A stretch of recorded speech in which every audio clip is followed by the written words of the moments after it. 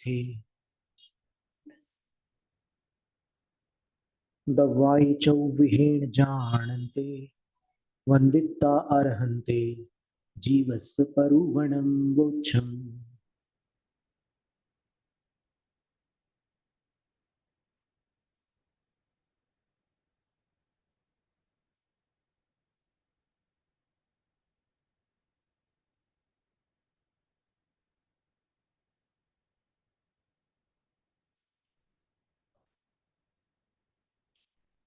तो सम्यक की उत्पत्ति किस जीव को होती है,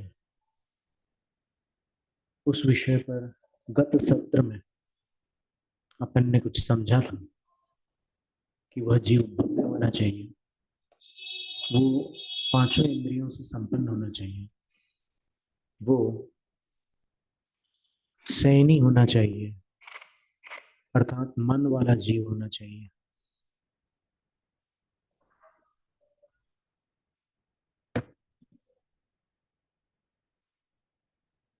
और वो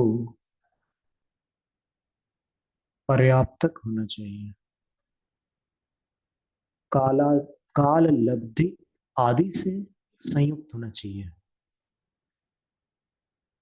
काल लब्धि के तीन भेद सर्वार्थ सिद्धि से अपन ने देखे थे। पहली काल लब्धि वो जिस जीव का अर्धपुद्गल परिवर्तन काल शेष है, वो सम्यक्त के योग्य होता है, जिसका अधिक है वो अयोग्य। इस पर एक विद्वान का कहना था कि ये पंच परिवर्तन तो अनादि से चल ही रहे हैं, तो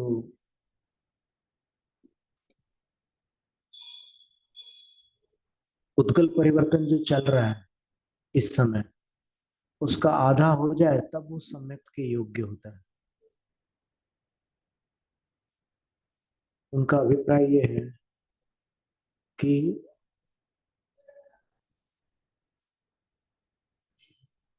यदि वो पुद्गल परिवर्तन पूरा हो जाए और नया पुद्गल परिवर्तन शुरू हो जाए तो सम्यक्त के योग्य नहीं होगा। समझ में आ रही बात? तो ऐसा अर्थ लेना कि नहीं, ये एक विचारने की बात है।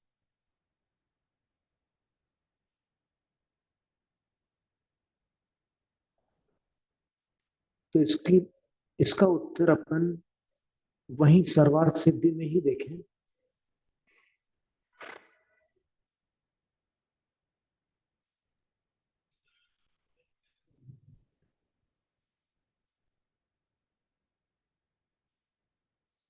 दूसरे अध्याय का तीसरा सूत्र था ना,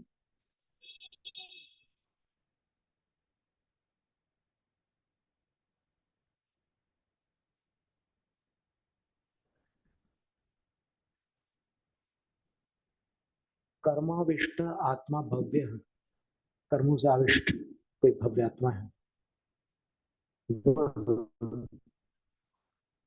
कालेर्ध पुद्गल परिवर्तनाख्य विशिष्टे प्रथम सम्यक ग्रहण से योग्यो भवति। नाधिके इत्ययं मेका इति इयम एका काल लब्धि है। अर्ध पुद्गल परिवर्तन नाम का काल अवशिष्ट होने पर प्रथम सम्यक ग्रहण के योग्य। इसको घटित करने के लिए ऐसे घटित करना होगा कि अनादिकाल से जो पुद्गल परिवर्तन आदि हो रहे हैं वो तो हमेशा हो रहे हैं। आप उसमें प्रारंभिक बिंदु कहां से लगाएंगे? प्रश्न समझ में आ रहा है कि नहीं? ये भारी विषय है थोड़ा।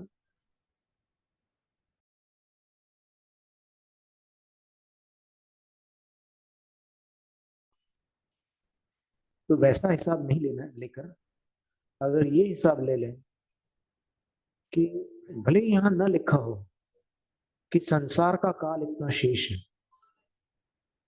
लेकिन धवला आदि ग्रंथों में जो पंक्ति आती है, वो क्या आती है? वो ये आती है कि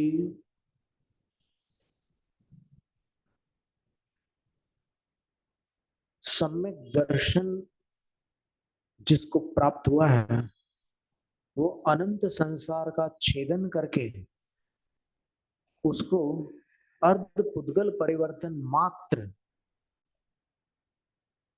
शेष कर डालता है।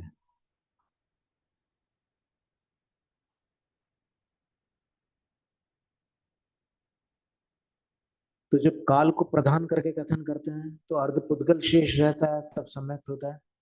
और जब भाव को प्रधान करके कथन करते हैं तो सम्यक्त होता है, तो वो अनंत संसार अर्ध पुद्गल हो जाता है।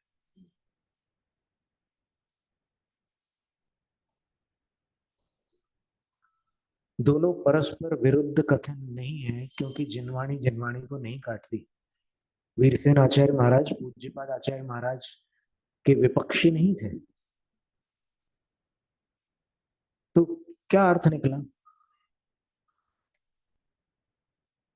कि अनंत संसार को सम्यक्त प्राप्त करके उस जीव ने अर्ध पुद्गल कर दिया। तो किसका काल था वो अर्ध पुद्गल परिवर्तन? संसार काल।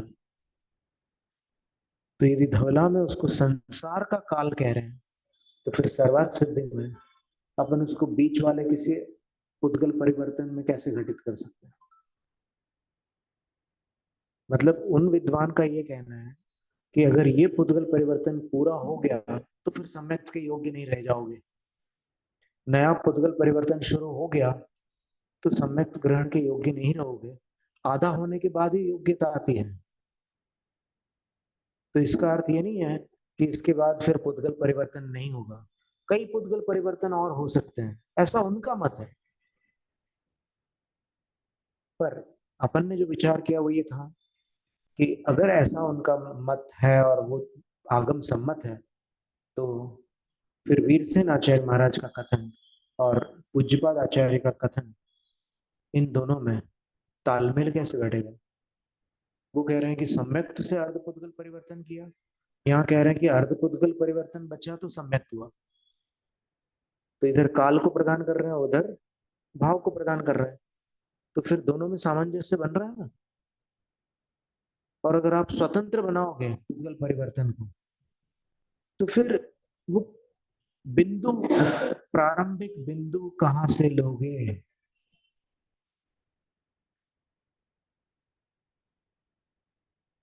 मान लो किसी जीव का अभी सम्यक तो काल नहीं है, जिस किसी जीव को काल लब्धि प्राप्त नहीं है, तो ऐसे जो जीव हैं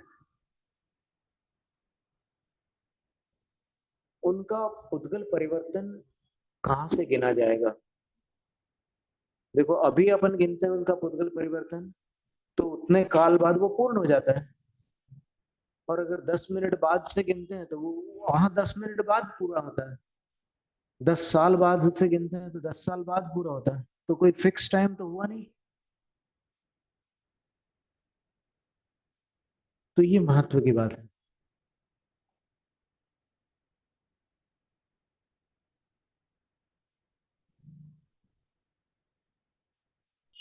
तो कालादि, फिर आदि शब्द की व्याख्या करते हुए वहां पर क्या लिखा था? सरवार सिद्धि में लिखा था ये? हाँ,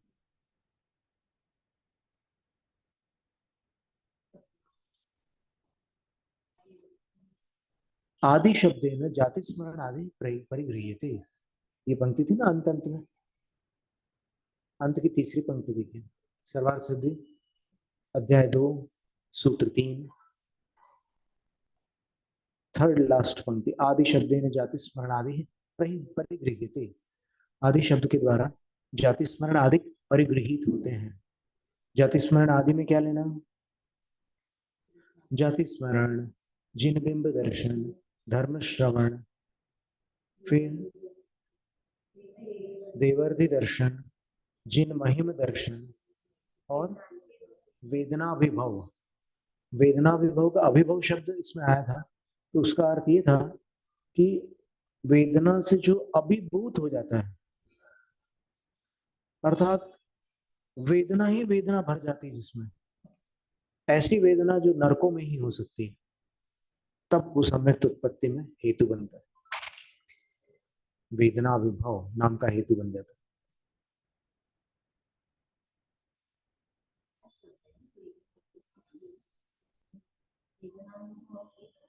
वेदनानुभव तो प्रसिद्ध है, पर ये वेदना विभव शब्द अपन पूज्यपाद आचार्य महाराज के शास्त्र में देख रहे हैं।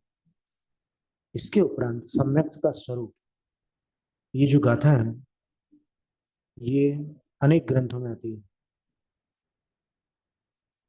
जो अभी अपन पढ़ने वाले हैं। एक बार हम उन गाथाओं का संग्रह खोलते हैं जो सम्यक दर्शन के विषय में विभिन्न शास्त्रों में उपलब्ध है। उनका एक संग्रह है।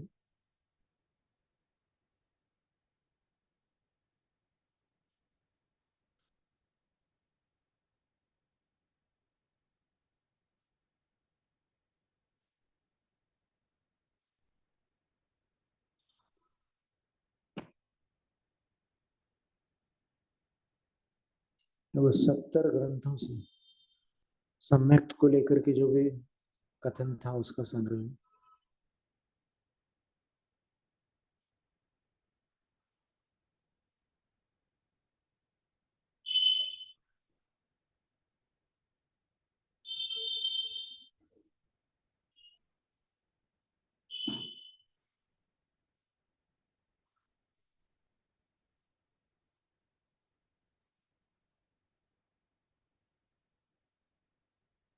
तत्वार्थ सूत्र पीठिका में सम्यक्त का वर्णन है। त्रैकाल्यम द्रव्य षटकम नव पद सहितम, इसमें फिर समय सार में है, समय पाहुड़ आत्मख्याति में है, फिर समय सार कलश में है, तात्पर्य वृत्ति में है, रत्नकंठ शौकाचार्य तत्वार्थ सूत्र सर्वार्थ सिद्धि श्लोक वार्तिक पुरुषार्थ सिद्धि उपाय। पुरुषार्थ सिद्धि उपाय में 3 प्रकार से वर्णन है सम्यक दर्शन। द्रव्य संग्रह, जीव कांड,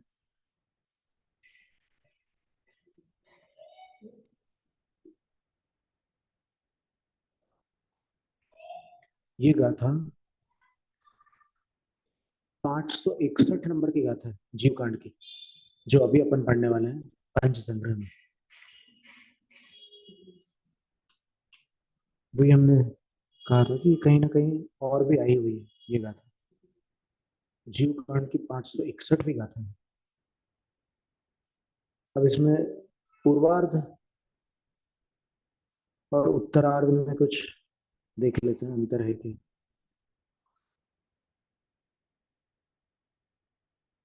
थोड़ा सा अंतर।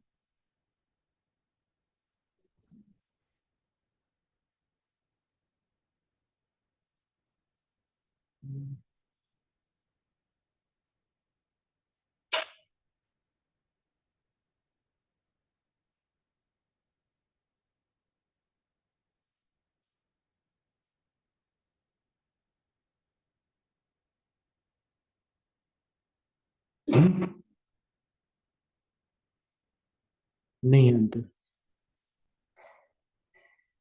वही की वही गाथा।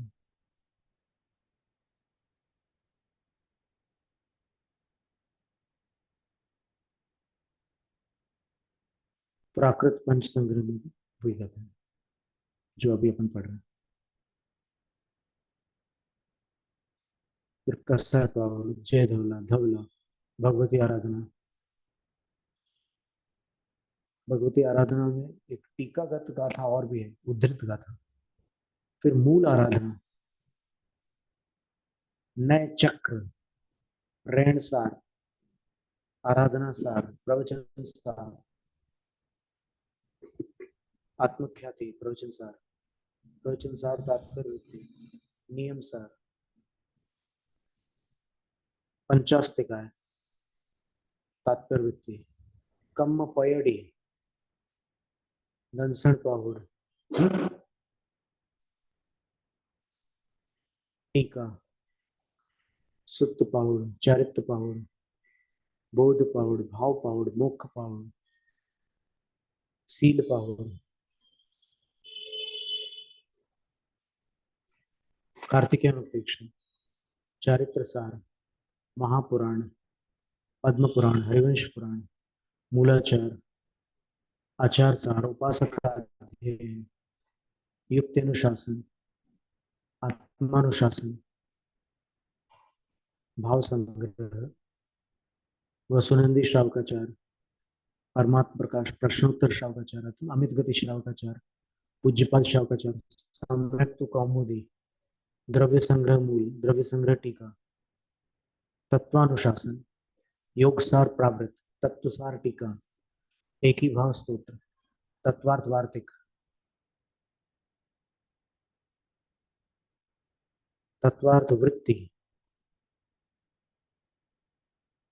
ध्यानस्तव, उमा स्वामी श्रावकाचार, श्रीपाल चरित्र, धर्मोपदेश पीयूष वर्ष श्रावकाचार, श्रावकाचार सारोद्धार, धर्म संग्रह श्रावकाचार, अनगार धर्मामृत, पंचाध्यायी, लाठी संहिता, अध्यात्म कमल मार्तंड, रत्नत्रय पूजा, ऐसे 75 ग्रंथों में संयुक्त का वर्णन बहुत विस्तार हो। अब इस गाथा को पढ़ते हैं। 56 जणव विहाण अत्थाणं जिणवरो इट्ठाणं आणाय अहिगमेनय सद्धरणं होय सम्मतम्। 6 द्रव्य, 50 9 पदार्थ।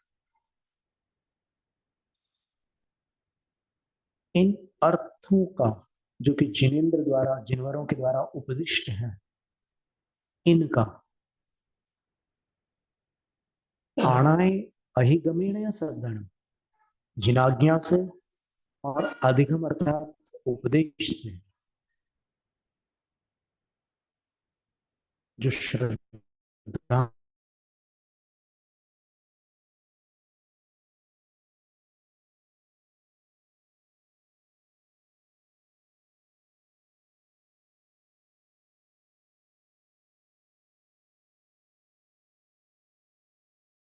जीवकांड में 500 कौन से नंबर की गाथा बताई थी? उसको जीवकांड में ही देख लेते हैं, हो सकता है टीका में कुछ अपने को मिले।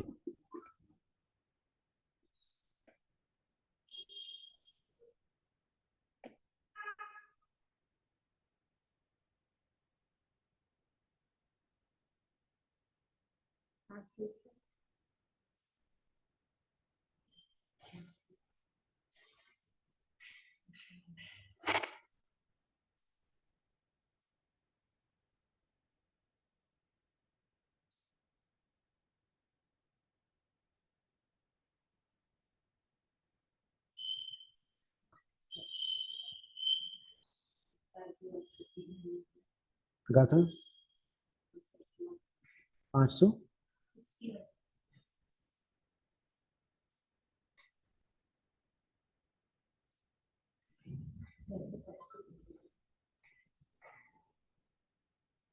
हम उसके टीका देखना चाहते हैं, कन्नड़ टीका और संस्कृत टीका दोनों। षट पंच नव विधानाम अर्थानां जिनवरोपदिष्टानां आज्ञयाधिगमेन च श्रद्धानं भवति सम्यक्त्वम्।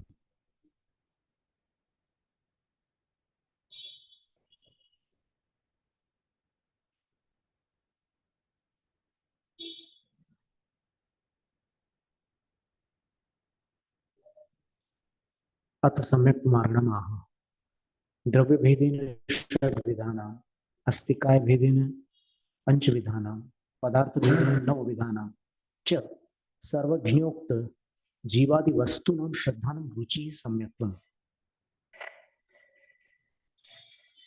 द्रव्य के भेद से 6 प्रकार के, अस्तिकाय के भेद से 5 प्रकार के, पदार्थ के भेद से 9 प्रकार के, जो सर्वज्ञ द्वारा प्रणीत जीव आदि वस्तुएं हैं, उनका श्रद्धान, उनकी रुचि सम्यक है। तत्श्रद्धानम आज्ञेया प्रमाण आदि विना, वह श्रद्धान आज्ञा मात्र से, प्रमाण आदि के बिना ही आप्त वचनाश्रयेण, तीर्थंकर के वचनों के आश्रय मात्र से, ईश्वर निर्णय लक्षणया, वो श्रद्धा कैसी होती है? ईशत निर्णय, जिसमें एक देश निर्णय है, थोड़ा सा निर्णय है, वही उसका लक्षण है।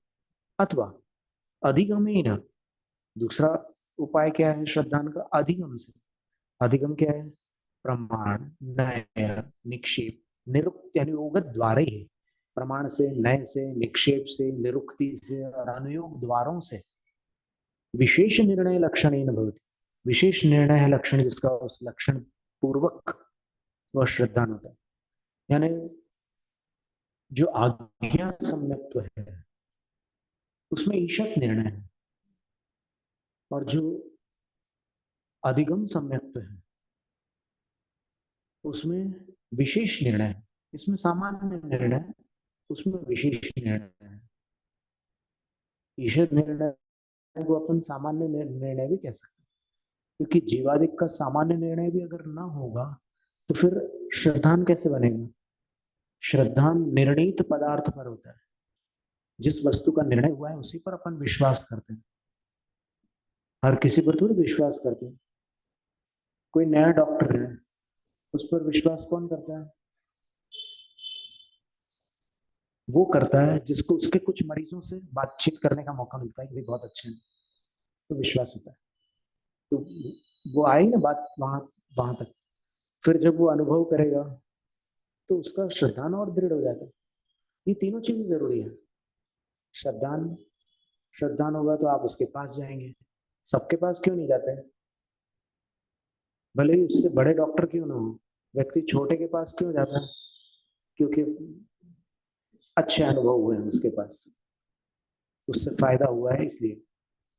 और उसके बाद फिर वो जो जानकारी देते हैं कि तुम्हें अमुक बीमारी है और तुम्हें इस चीज का सेवन करना है और इस चीज से परहेज करनी है और ये दवाई इस विधि से लेनी है, ज्ञान हो गया। फिर तीसरी चीज क्या है कि उसने जो बताया है उसका आचरण कर पड़ेगा, चारित्र हो गया। तो दर्शन ज्ञान चारित्र हुआ कि नहीं?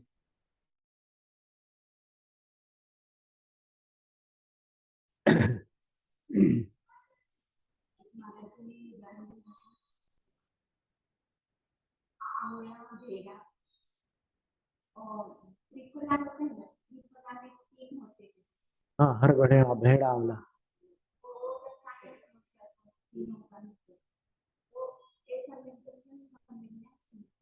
वो वात पित्त कफ का वो करने वाले। ये भी उदाहरण है। अभी लेकिन थोड़ा जो आयुर्वेद के जानकार है वो उसको समझा पाएंगे कि ऐसा कैसे होता है। तो सराग भी तरागात्म विषय स्मृतम प्रश्मादि गुणम पूर्वम परम चात्म विशुद्धिजम। सराग और वीतराग के भेद से सम्यक के दो भेद हैं। एक प्रश्मादिक गुणों वाला सम्यक है, 8 गुण बताए सम्यक के, लेकिन सर्वार्थ सिद्धि में क्या कहा? 4 गुण बताए। लेकिन नहीं, आप फिर से पढ़िए सर्वार्थ सिद्धि में क्या लिखा है। प्रशम संवेगास्तिक्यानुकंपा अभिव्यक्ति लक्षणम, नहीं,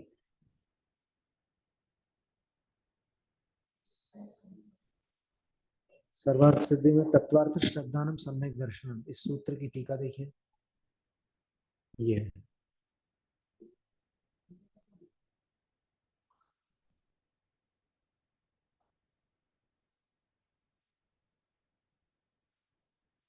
ये लिखा देखिए, इसको सावधानी से, अभी हमने जो बोला वो थोड़ा सा अशुद्ध हो गया था, एक कुछ छूट गया था उसमें से एक अक्षर।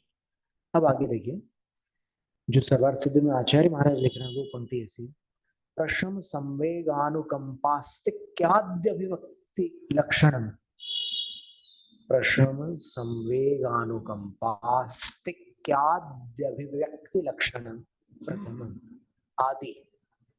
4 तो लिखे उन्होंने नाम, लेकिन 4 तक सीमित कहाँ किया उन्होंने कि यही 4 लक्षण प्रकट हो जाएंगे तो फिर वो सराग सम्यक होगा, ऐसा नहीं लिखा। उन्होंने लिखा है कि आदि प्रशम, संवेग, अनुकंपा और आस्तिक्य आदि की अभिव्यक्ति है लक्षण जिसका, अर्थात इनका प्रकट हो जाना जिस सम्यक्त की पहचान है वो सराग सम्यक्त है। जहां सराग सम्यक्त होगा वहां पर ये 8 गुण प्रकट होंगे। ये लक्षण है, अभिव्यक्ति है लक्षण जिसका, ठीक है। तो इन गुणों की अभिव्यक्ति होना सम्यक्त का लक्षण बन जाएगा, ऐसा।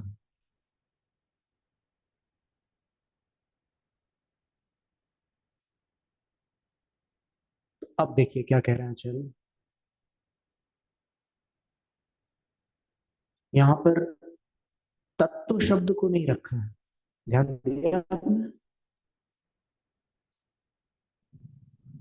मतलब 6, 5 और 9 की संख्या दी है, 7 की संख्या नहीं दी है। और अष्टपौड़ में ये 6, 5, 9 और 7 की संख्या भी सम्मिलित की है। तो वो भी बड़ा रहस्यपूर्ण है। मतलब दोनों में जो अंतर है वो रहस्यपूर्ण नहीं है, लेकिन क्या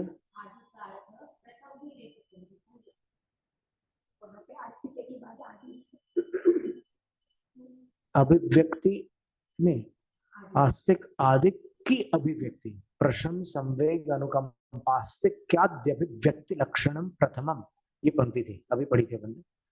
तो उसमें 4 नाम दिए हैं, प्रशम, संवेग, अनुकंपा और आस्तिक्य। और उसके बाद आदि शब्द जो दिया है ना, उस सम्यक्त के 8 गुणों में उस उनको और सम्मिलित कर लेना, जो और 4 गुण है ना उसको उनको और सम्मिलित कर लेना। वो 8 गुण सुनना चाहेंगे आप?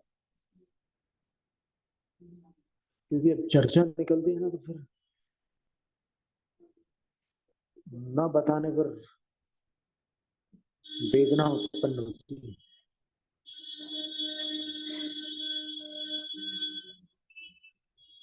वसुनंदी शावकाचार्य में और तात्पर्य टीका में भी एक गाथा है कि सम्यक्त के 8 गुण होते हैं।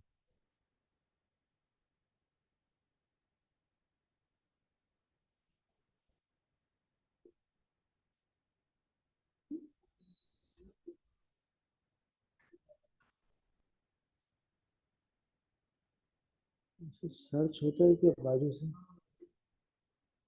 एक दूसरा ऐप है, उसमें ऐसे साइड में अपन वो करो ना स्क्रॉल, तो वो नाम दिखाता है जो जो टाइटल्स डाले हैं अपन ने। हाँ? 8 गुण बताए थे। नहीं वो तो, हाँ, निंदा गर्वा उपसम भक्ति वैसे गाथा थी।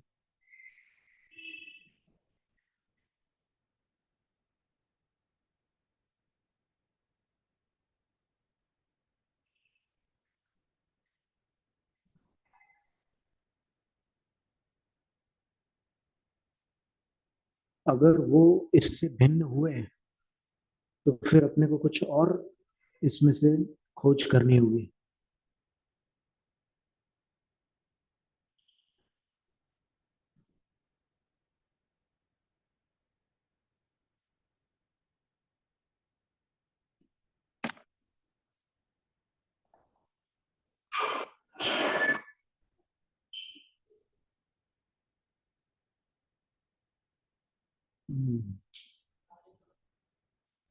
मिल गए।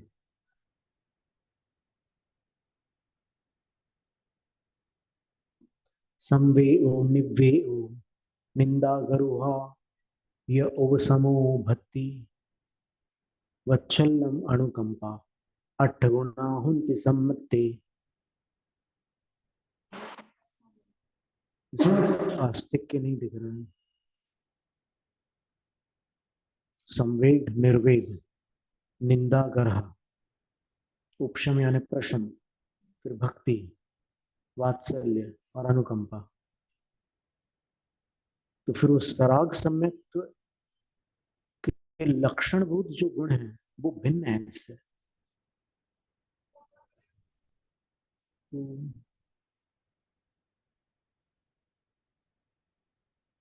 उसमें प्रशम, संवेग, अनुकंपा, वो यहाँ पर भी मिल रहे हैं। संवेग मिल रहा है, अनुकंपा मिल रहा है, और उपसमों में प्रशम गुण आ रहा है। लेकिन आस्तिक्य कहाँ चला जाएगा? इधर भक्ति लिखा हुआ है, तो भक्ति को आस्तिक्य किसी नए से माना जा सकता, किसी अपेक्षा से माना जा सकता है, लेकिन आस्तिक शब्द अपने आप में बहुत वजनदार शब्द है।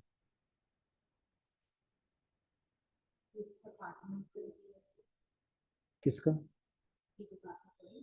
गाथा 49 है वसुधेव बालकाचार्य की। हम्म?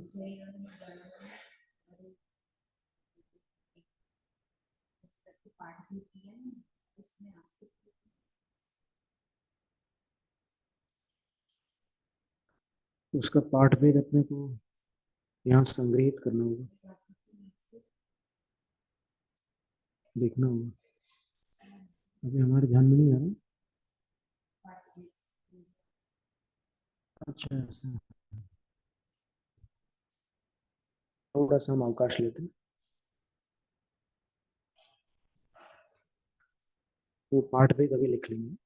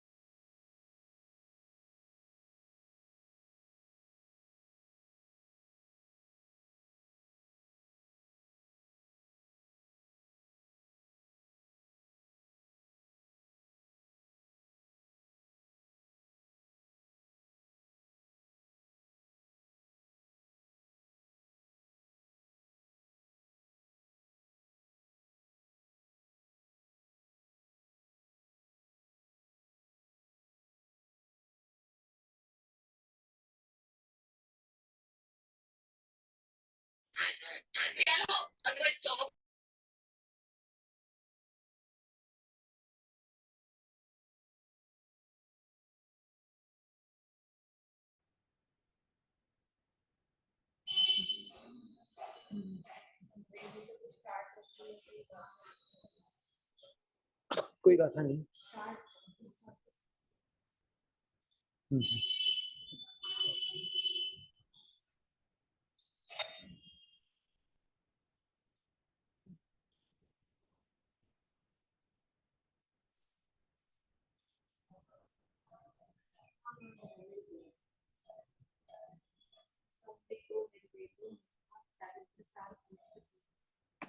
वो संस्कृत में है।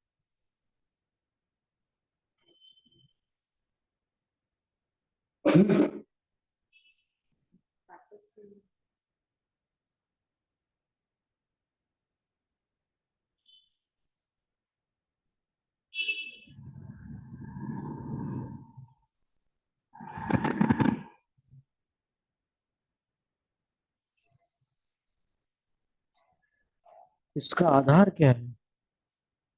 जो भी बहन पूछ रही है, समता, संपूर्णता, शुद्धि, बोध, बोध पूर्वक योग, कथन, सुख, इसका कोई अपन आगम से जो चर्चा निकाल रहे हैं, तो कोई अगर अपने पास श्लोक या गाथा हो तो उस पर अपन ना और उस पर विचार कर सकते हैं।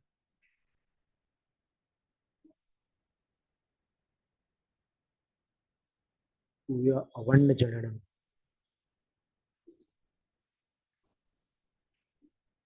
और वह ईणम प्रयत्न।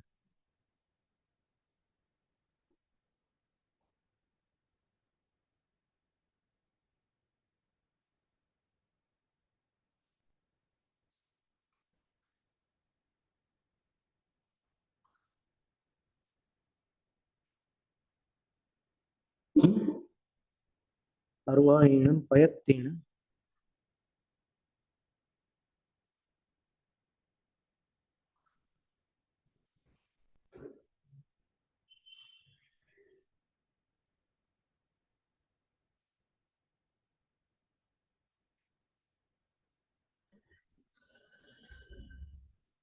हम और एक ग्रंथ में देखते हैं, ये 8 गुण जो है ना सम्यक के बड़े महत्वपूर्ण है।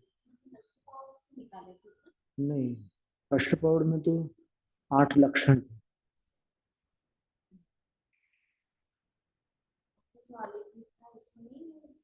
नहीं, उसमें वो गाथा अभी हमने सम्मिलित नहीं की। असली में समय सार वाली गाथा जो है ना, वो हमारा उसमें से उतारना बाकी थी।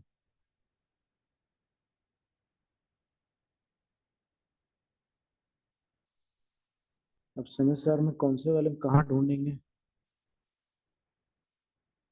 अनुक्रमणिका किसमें मिलेगी?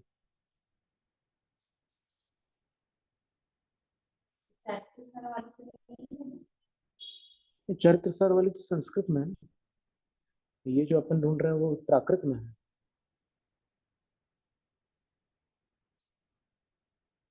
हम्म।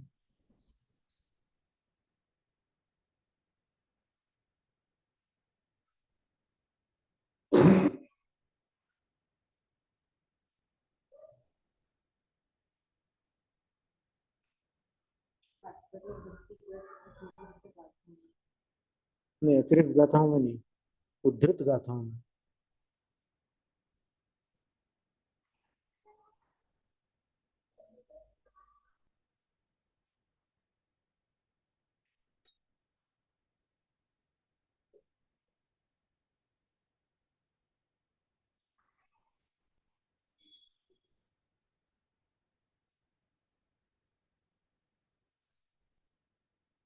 कोटा से जो प्रकाशित है समय सार, इसमें दोनों टीकाएं मोक्षों के द्वारा प्रकाशित है, पर इसमें टीकोद्धृत गाथाओं का अलग से उन्होंने वो नहीं बनाया। तो बात है, अपन और देखते हैं।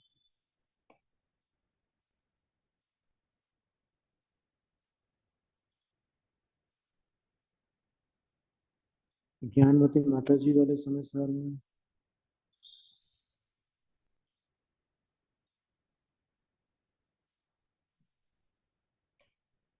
उत्तरार्ध में तो अनुक्रमणिका नहीं है। हो सकता है पूर्वार्ध में।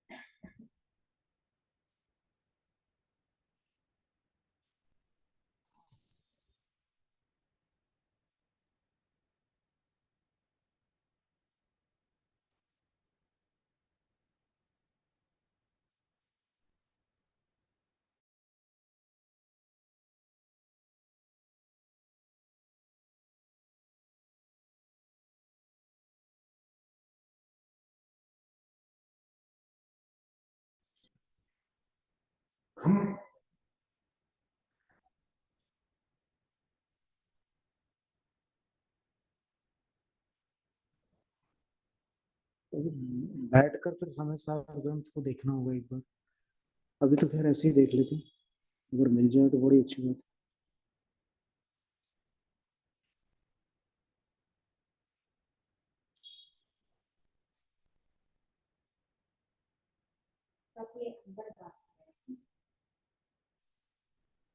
हाँ, टीका में दी हुई गाथा है।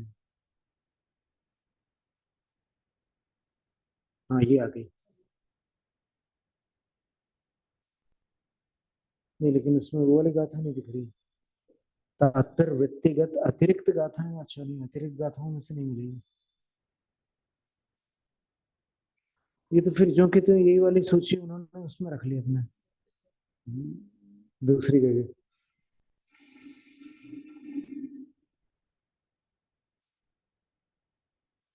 पर देखो, जब मान लो अपन ने परिश्रम नहीं किया है, अपन ने किसी और का परिश्रम अपने उसमें सम्मिलित किया है, तो फिर नीचे सूचित करना चाहिए कि ये हमने वहां से लिया है। नहीं तो फिर निन्दाओं का दोष लगता है, और निन्दा ज्ञानावरण का प्रचंड कारण है।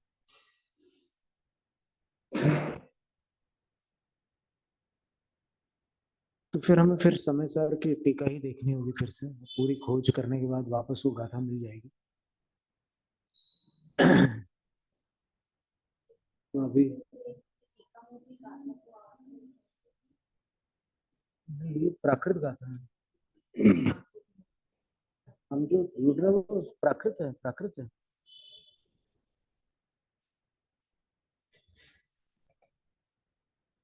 वहां पर समय सर वो नहीं है, तात्पर्य वृत्ति है क्या? तो अब एक काम की बात, आज 5 तो बजने वाले,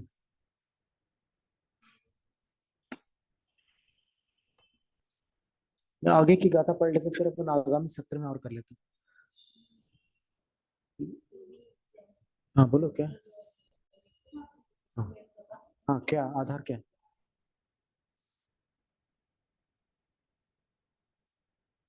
ये क्या है कि ये जो शैली है ये कवियों की शैली है, कि आपने जैसे श्रावक शब्द का श्र से श्रद्धावान, व से विवेकवान और क से क्रियावान बनाया। लेकिन अभी यहाँ पर अपन जो अध्ययन कर रहे हैं ये अपन सिद्धांत और आगम के आधार पर इसमें से अपन निकालने की कोशिश कर रहे हैं। इसलिए ऐसा अर्थ अगर अपन निकालना चाहेंगे भी तो फिर उसका प्रमाण नहीं दे पाएंगे। इसलिए अपन इसको थोड़ा सा अभी गौण करके अपन उन गाथाओं को प्रदान करके उसका संग्रह करना चाहते हैं।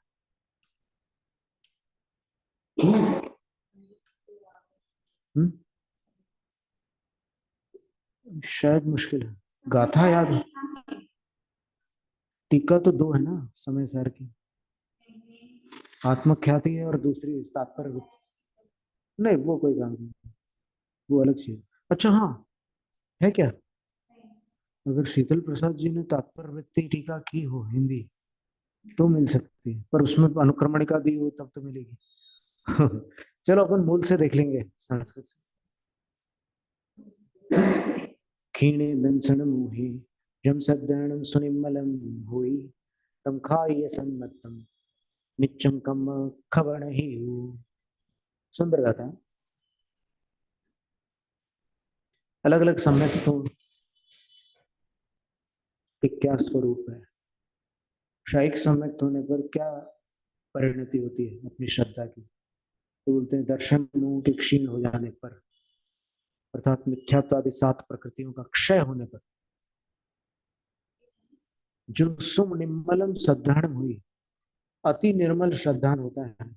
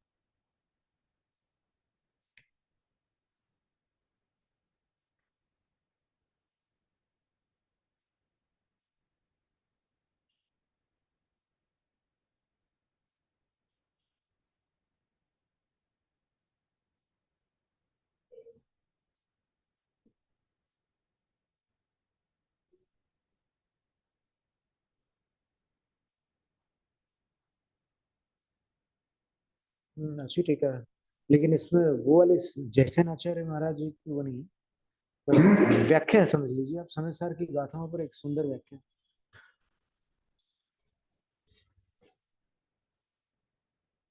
भारी विद्वत रही हुई, ये लेकिन हमने देखी नहीं अभी तक, पर अच्छी है, देखनी है। वही रखिए आप, या फिर हाँ रख सकते हैं। क्षयिक सम्यक की बात चल रही है कि मिथ्यात्वादी सप्त प्रकृतियों का क्षय हो जाने पर जो अति निर्मल श्रद्धान होता है वह क्षयिक सम्यक है।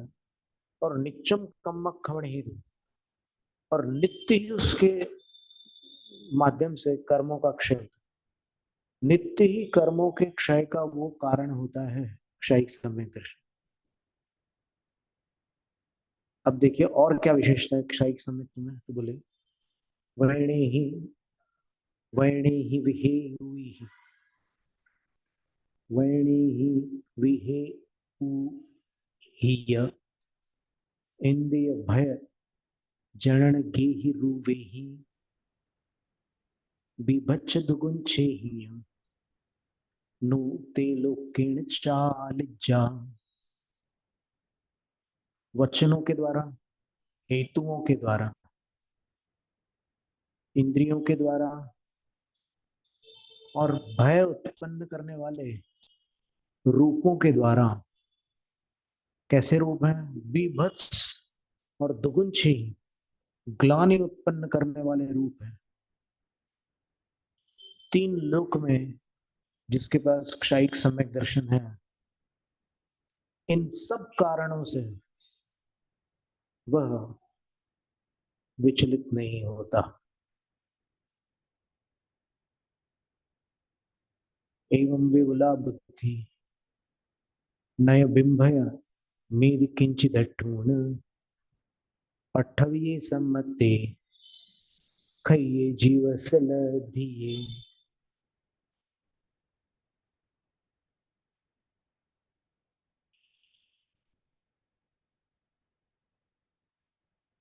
इस प्रकार की विपुल बुद्धि जो कि किंचिदठूण विमयम नय यदि कुछ भी देखकर आश्चर्यचकित नहीं होती, क्षयिक सम्यक दृष्टि की बुद्धि।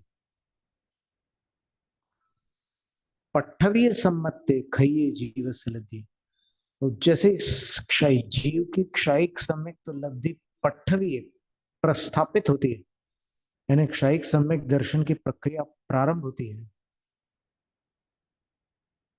तो इतना परिवर्तन आ जाता है कि उसको किसी चीज पर आश्चर्य नहीं होगा।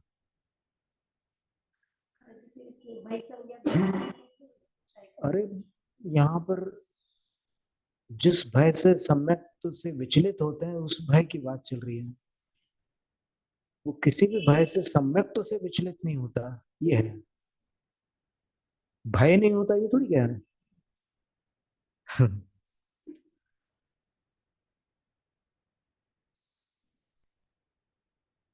हिंदी अनुवाद भी मजेदार है। दर्शन मोहनीय कर्म के सर्वथा क्षय होने पर जो निर्मल श्रद्धान होता है उससे क्षयिक सम्यक्त कहते हैं। वह सम्यक्त अच्छा नित्यम नित्य है।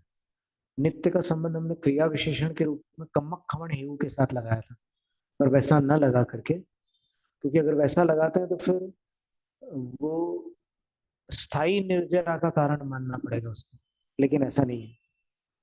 स्थायी निर्जरा जो होती है वो संयमा संयम से होती है, उसके पूर्व नहीं। अवस्थित निर्जरा जिसको कहते हैं, मतलब एक बार स्टार्ट हो गई तो वो रुकती नहीं है। अगर किसी ने प्रतिमा धारण कर ली तो उसकी कर्म निर्जरा, असंख्य गुण कर्म निर्जरा जो है वो जब तक उसके पास संयमा संयम है तब तक जारी रहेगी। लेकिन सम्यक्त के साथ ऐसा नहीं है। सम्यक्त के साथ कदाचित हो कदाचित न हो, ऐसा होता है। तो यहाँ पर कह रहे हैं कि वो नित्य रहता है क्षयिक सम्यक्त, और कमक खबर नहीं हुई, कर्मों के क्षपण में कारण बनता है। जब उसको योग्य सामग्री मिल जाती है तो कर्मों के क्षपण में वो हेतु बन जाता है।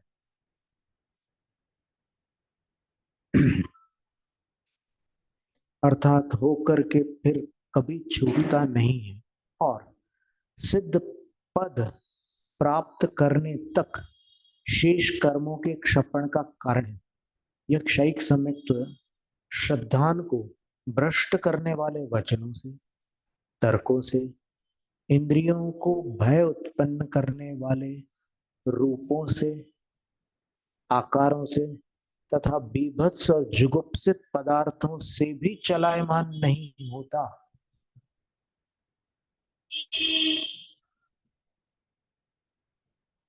राजा उद्दायन का उदाहरण है ना, निर्विचिकित्सांग में।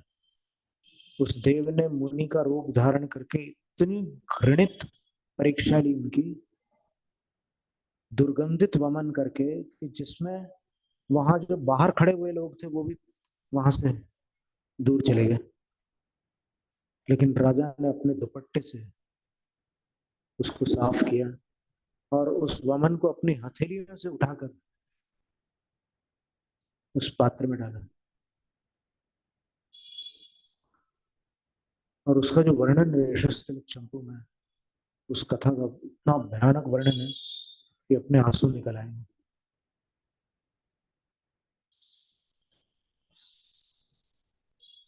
फिर उस देव को लगता है कि मैं जिनकी परीक्षा ले रहा हूँ वो परीक्षा मेरे लिए दुर्गति का कारण बन जाएगी, तो असली रूप प्रकट करके उनके चरण पकड़ लेता है कि इंद्र की प्रशंसा से मैं विचलित हो गया था, तो आपकी परीक्षा लेने आ गया।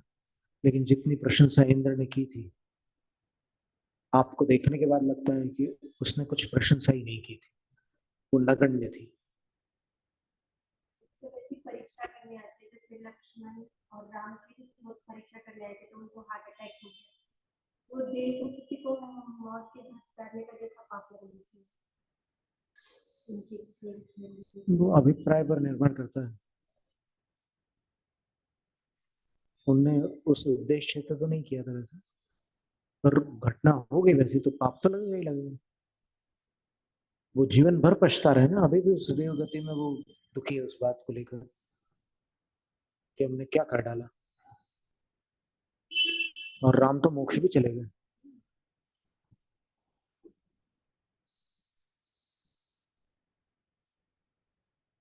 वह चलायमान नहीं होता। अधिक क्या कहा जाए, वह त्रैलोक्य के द्वारा भी चल विचल नहीं हो सकता। मतलब तीनों लोक मिलकर के उस क्षयिक सम्यक दर्शन को समाप्त नहीं कर सकते।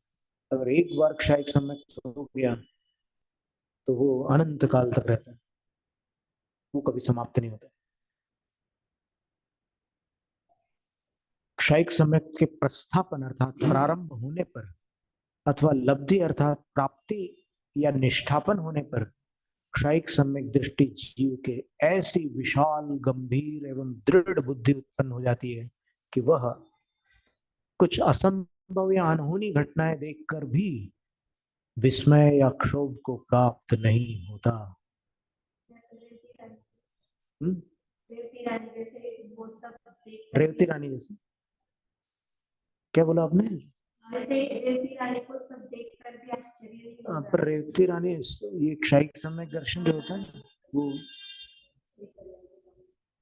तीनों वेद में तो हो सकता है, छहों संगणन में भी हो सकता है। जय धवला की पांचवी पुस्तक में छहों संगणन से बताया, लेकिन द्रव्य से पुरुष होना आवश्यक।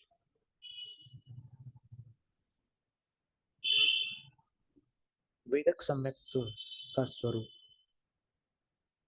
बुद्धि सुहानुबंधी सुई कम्मरौ स्वेय संवेगो तच्चत्थे सद्धरणम प्रियधम्मे तिव्रनिवेदो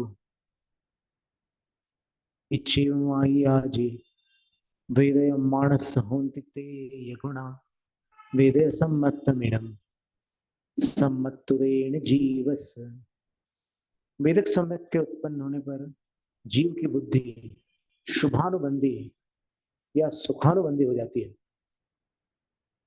शुचि कर्म में रति उत्पन्न होती है, श्रुत में संवेग अर्थात प्रीति उत्पन्न होती है, तत्वार्थ में श्रद्धान, प्रिय धर्म में अनुराग एवं संसार से तीव्र निर्वेद अर्थात वैराग्य जागृत होता है। इन गुणों को आदि लेकर इस प्रकार के जितने गुण हैं वे सब वेदक सम्यक्त जीव के प्रकट हो जाते हैं। सम्यक्त तो प्रकृति के उदय से उदय का वेदन करने वाले जीव को वेदक सम्यक्त जानना चाहिए। वेदक वेदयति इति वेदयते इति वेदकः, जो वेदन कर रहा है वह वेदक सम्यक दृष्टि है, जो नहीं कर रहा है वो क्षयिक या औपशमिक है। देशघाती का वेदन करने के कारण उसको वेदक सम्यक दृष्टि कहते हैं। क्षय उपशमिक सम्यक। फिर उपशम सम्यक का वर्णन, देवे अनन्य भावो विषय विरागो ये तच्च सदैणम दिट्ठिसु असम्मोह सम्मत मणुनयन जाने दंसन मोह सुधे उपसंते सच्च भाव सद्धरणम ओसम सम्मतमिडम प्रसन्न कलुषम जहातोयम। उपशम सम्यक्त के होने पर जीव के सत्यार्थ देव में अनन्य भक्ति भाव, विषयों से विराग, तत्वों का श्रद्धान और विविध मिथ्या दृष्टियों अर्थात मिथ्या मतों में असम्मोह प्रकट होता है। इसे क्षयिक सम्यक्त से कुछ भी कम नहीं जानना चाहिए। जिस प्रकार पंकादि जनित कालुष्य के प्रशांत होने पर जल निर्मल हो जाता है, उसी प्रकार दर्शन मोह के उदय के उपशांत होने पर जो सत्यार्थ श्रद्धान उत्पन्न होता है उसे उपशम सम्यक्त कहते हैं। क्या सुंदर बात है। ये क्षयिक सम्यक्त से कम नहीं है, भाव की अपेक्षा, काल की अपेक्षा से तो बहुत कम।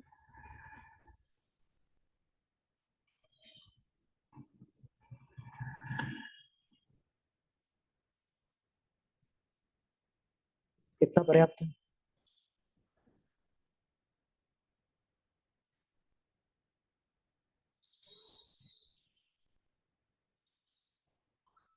स्वाध्याय निष्ठा प्रक्रिया शुद्ध भक्ति का सर्व करो।